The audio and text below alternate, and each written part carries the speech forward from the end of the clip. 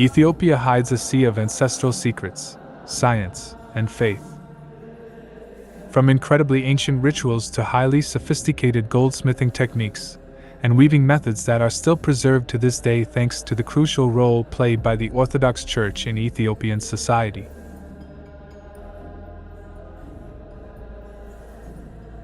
In the past, the traditional Ethiopian educational system was found in monasteries, where not only were the theological foundations of religion taught, but also reading, writing, music, goldsmithing, poetry, and many other crafts useful for ancient society.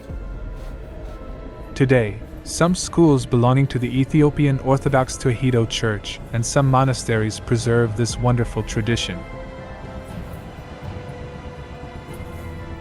We had the great pleasure and honor of participating in an event organized by Hamra Brayan School, where we were able to learn about the history of the Orthodox Church, its art, its different artistic currents, witness firsthand the ancestral art of tanning, writing, and painting, participate in learning to weave, observe how goldsmithing and ceramics are done, understand their music, and even write on leather with the inks and traditional stylus used by the priests. It was an incredible experience, full of mysticism and spirituality that fills the heart with emotion simply by seeing the power that faith has on humanity to find paths and reach further as a culture. At the entrance, a calm and silent atmosphere awaited us, bearing in mind that we are currently observing the Abai fasting period, which corresponds to 55 days of special fasting until Ethiopian Easter. People, in addition to following a vegan diet, do not eat from the night before until after the following noon. Only a particular type of music is heard, and there is a culture of solemnity and special respect during these days. The event was no exception. An atmosphere deeply imbued with faith and devotion greeted us upon entry. A group of young students and volunteers from the school and the Ethiopian Orthodox Church warmly welcomed us and provided the tour in English and Amharic, starting with the fascinating history of how skins are tanned and used for writing Bibles and religious paintings. A laborious and ancient process carried out exclusively on sheep and goat skins, which are then meticulously cut into standard sizes like paper today, with the difference that here the nomenclature is based on Christian names.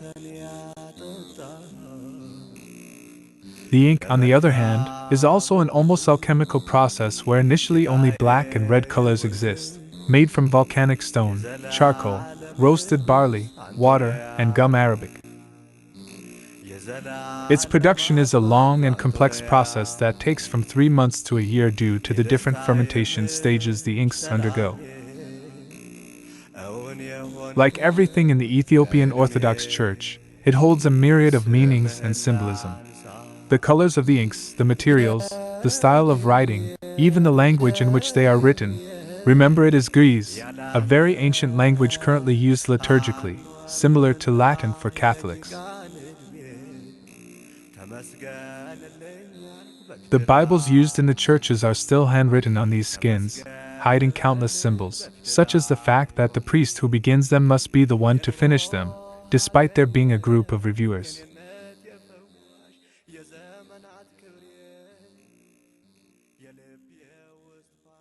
Upon reaching the painting section, another great surprise awaited us. Talented young individuals were creating true works of art depicting various biblical scenes, stories of saints and martyrs of the church, scenes from Ethiopian history, and creatures that, according to believers, existed at some point, such as these half-human, half-dog demons from the time of the Romans. Undoubtedly, the painting section was one of the most fascinating and extensive parts of the entire event, and perhaps the one where you could most enjoy seeing so many symbols, dedication, and effort bathed in infinite faith in each of the paintings. Further on, we found the goldsmithing section, where they showed us the complex and sophisticated process of metal production, from musical and liturgical instruments to crosses of all sizes. Just thinking that Ethiopians master the complicated art of extracting, refining, and blending metals to achieve alloys like bronze, brass, etc., is something worth seeing. In this section, you will see the delicate art of creating wax molds to cast molten metal and achieve such magnificent and detailed works of art, which are delicately detailed to achieve the final products. We also found a spinning section, one of the oldest crafts of humanity that is still preserved basically intact in the Abyssinian lands, from the ginning of cotton to its spinning process, which seems simple but is quite complex.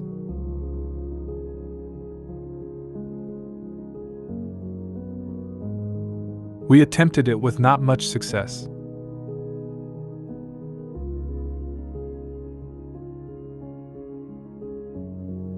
Finally, weaving, a simply dazzling system that creates extremely beautiful garments. A combination of colors and geometric patterns that give a very elegant finish to the garments. Finally, we saw the pottery section where countless Ethiopian kitchen utensils are created, from the mythical jabina used to make coffee to the various special pots for each type of stew. Incense burners, griddles, stoves, and a vast variety of instruments from the daily life of Ethiopians. Precious techniques that have been preserved throughout history to this day. In the family section, we found activities for children, stories called Tarot that are fables used to teach values to children, food, and many more surprises that we found along the way.